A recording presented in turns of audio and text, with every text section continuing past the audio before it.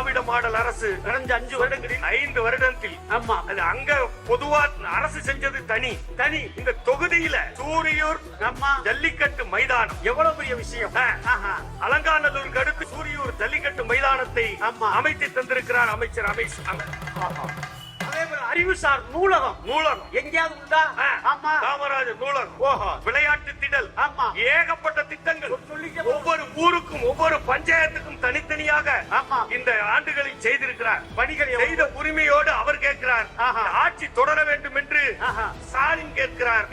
முதல்வர் கேட்கிறார். இந்த ஆட்சி தொடர நீங்கள் வாக்களிக்க வேண்டிய சின்னம் உதயசூரியன்.